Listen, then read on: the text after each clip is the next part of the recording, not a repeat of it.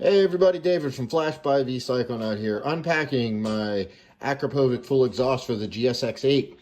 Taking a look at it, doing some weighing and stuff. I got that the system weighed in at 11 pounds on my highly calibrated bathroom scale, making it about 6 pounds lighter than the stock exhaust. I did notice that the primary header tubes are a little bit longer than the stock ones. Before the collector here, usually that will change fueling requirements and what the power curve looks like.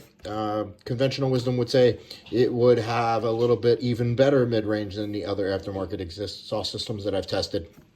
It has what appears to be a resonator in the mid pipe, but I took a flashlight and looked straight down through it, and you can see all the way through it.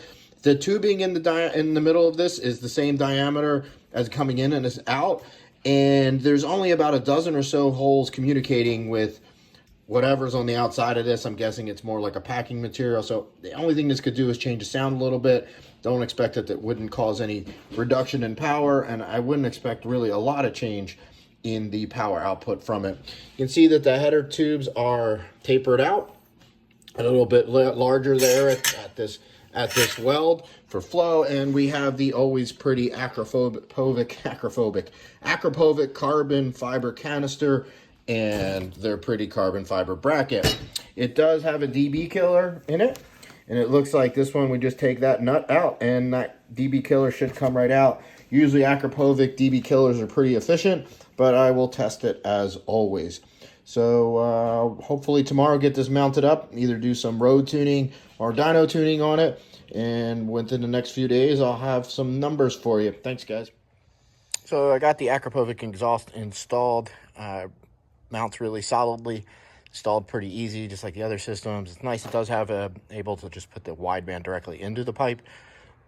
The bracket where the resonator hooks up, I'm not going to lie, I tried to install it without reading the instructions first, and I wasn't removing the stock bracket, and I got a little frustrated, and then I said, well, let me look at the instructions. So you take the bracket off that's right there, and then that bolts into the spot on the frame.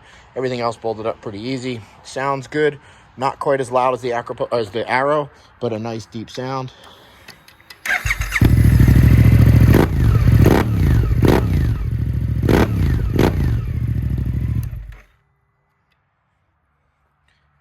Let's see what she does.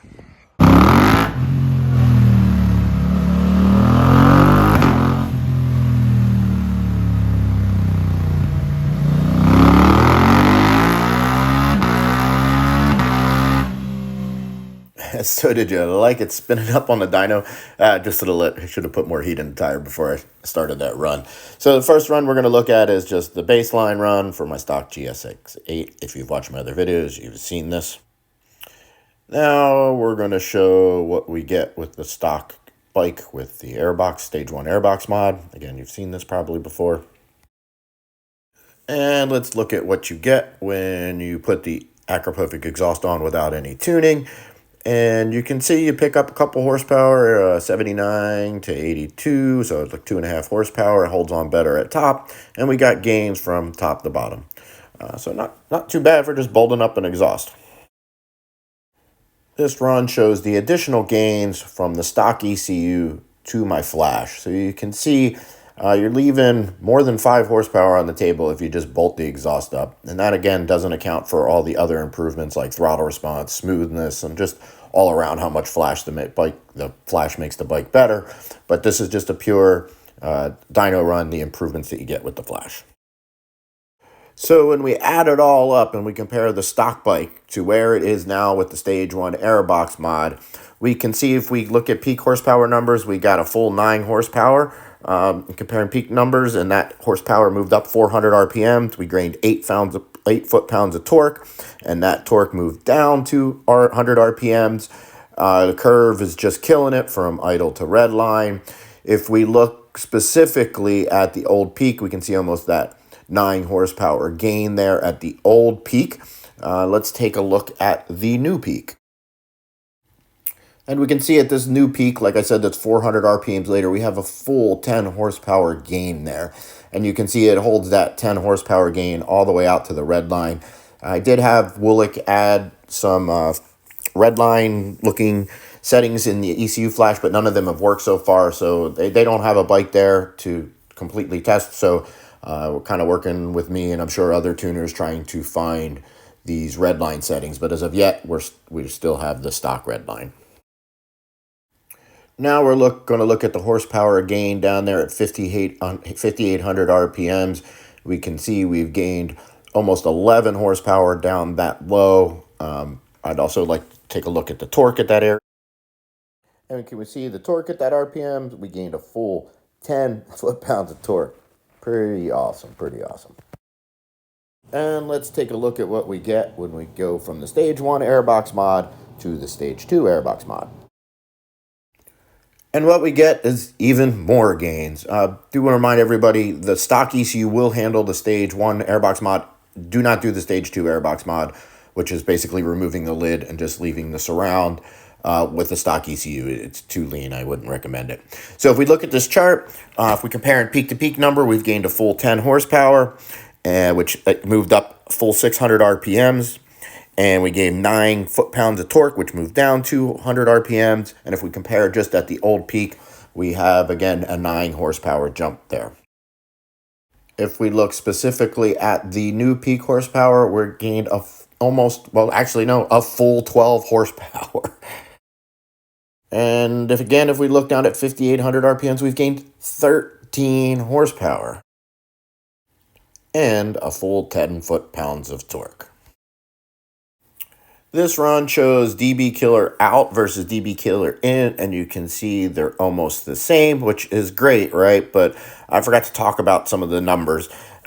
So with the DB killer out, I got a 70 decibel reading at idle and 110 decibel read during the run.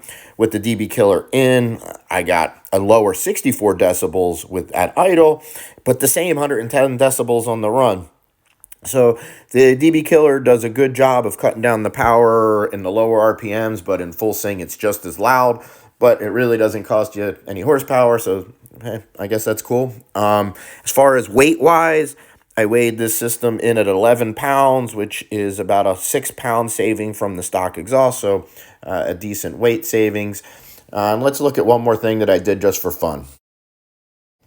So just for shits and giggles, I decided to pull the air filter out, and lo and behold, we got our first 90 horsepower run. Now, this really isn't useful as far as I don't expect people to be riding around without an air filter on, but it does show there are more potential gains to be had in the air filter area. It's also of note that the air fuel was lean enough that I think I would have gained some more, not a ton, but some more power if I'd actually tuned for this, which I didn't because there's no real value in it. So overall, I'm really happy with the Akrapovic exhaust. The GSX8 just keeps continuing to respond in amazing ways to tuning and modification. Combined with my flash, this is just a hell of a combination. Sounds great, runs great on the road, smooth, just typical Akrapovic quality. I'll continue to test more systems, but so far I would declare this Akrapovic as the clear winner.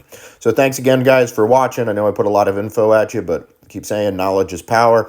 Remember to hit that subscribe and like button for more motorcycle-related content. Peace. Oh, and one more thing. Go Birds!